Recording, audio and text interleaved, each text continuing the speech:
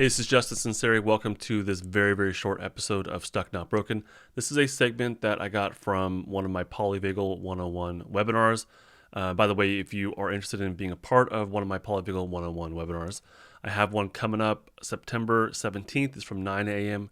to 12 p.m. Pacific time. I'm going to offer these hopefully more regularly. I have one coming up, so it's a chance for you to get 3 hours of polyvagal information, the essentials, and I make it easy to understand. There's mixed media. It's more of I try to make it more of an experience rather than just like a lecture. So it's all the polyvagal information. It's more interactive. There's live polling. There's some videos to discuss. It's a really fun experience. I truly have a really good time doing this. 3 hours. Go to justinlmft.com if you are interested in attending that. Tickets are on sale now. I have general admission and VIP. Head on over to justinlmft.com. So this is a segment from one of my Polyvagal 101 webinars. It's from the Q&A, which I try to leave some time at the end for Q&A. The first question that I'm going to go into from the Q&A is around fawning and how does this have to do with the polyvagal theory. It's a great question, and it seems like something that people struggle with a lot. My concern around us polyvagal teachers is that we take the information and then we kind of try and put our own spin on it, or we try to bring in other pieces of the trauma-informed realm and just throw them all together in this like mashup of trauma-informed or quasi-trauma-informed information. And I think fawn is one of those things. People really try to make it fit into the polyvagal states, but I don't think it works quite that way. So here's my explanation of that. So let's bring it back to where we started. Polyvagal theory is about biology. It is primarily these biological states, which then have behaviors and thoughts and feelings and sensations. But the biological autonomic state is the focus.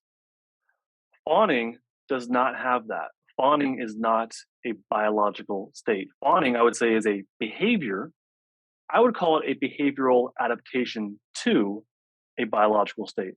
It may be a behavioral adaptation in order to get needs met that come from a defensive state. So I would say that person is probably more of a flight, fight, shutdown, or freeze. I would argue that shutdown probably has a lot to do with it. A disconnection from the self, a disconnection from one's sense of self or identity or needs, and then sacrificing that. So disconnected from that in order to appease someone else in order to get maybe basic needs met. I would argue that shutdown is in there, but I think it could come from any of the defensive states. So I would say fawning is not a state; it's a behavior or set of behaviors that could come from different states. That's how I view that. There is no fawn biology. So we have to. I want to like re-ground everybody that with polyvagal theory, we're talking about biology, and so people in the trauma realm will talk about flight, fight, fawn, all kinds of words: freeze, friendship, other words that start with F that I'm not going to say right here. I have 4 letters. Flop. Okay. What was that? Flop. Flop. There. Yeah. Flop. Fawn. Another one. I'm not going to say to keep it PG. There's all these F words that people come up with that describe behaviors, which is useful, but that's not necessarily directly connected to a biological state.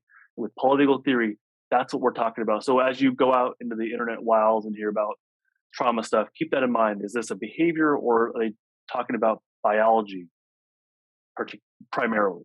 And the second question here comes after I show a video around shutdown, which has an example of a guy and his daughter, and the guy in the video, they're on a roller coaster. He passes out. The little girl is totally fine. She like smiles the whole time and she has empathy.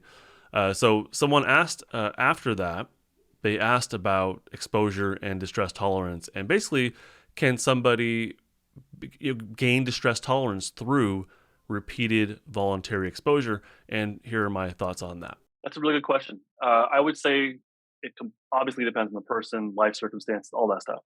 So what it would look like is, let's say they do the ride, pass out, come back, everything we just saw, right?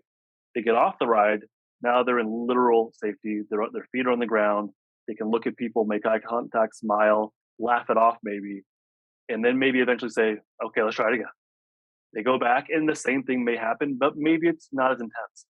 So it's called a neural exercise. We're exercising, we're working out these pathways, just like you would work out muscles. If you want to go lift heavier things, you got to start off by lifting kind of heavy things, right? You can't lift 100 pounds unless you lift 50, and you can't lift 50 unless you lift 25. So you could build these pathways, specifically the safe and social state. You can build the strength of that to be able to tolerate it, to gain distress tolerance. But you have to be able to balance it out. So you have to be able to go from flight, fight, let's say, to safety, and then back and then forth. And that's why play is so unbelievably important, especially in childhood, as these are developing. Experience mindfully these states and to build the strength of these pathways. Yeah, so therapeutically, it would be like exposure, let's say exposure therapy, or even just talking about the thing that you went through. That's considered exposure because you're feeling it again. You're thinking about it. All that stuff comes up. And so if you're voluntarily saying, okay, I want to try this out and see how it goes, and then processing it, noticing it, if it becomes too difficult, let's stop here. Let's balance it out with my safety state and then come back to it.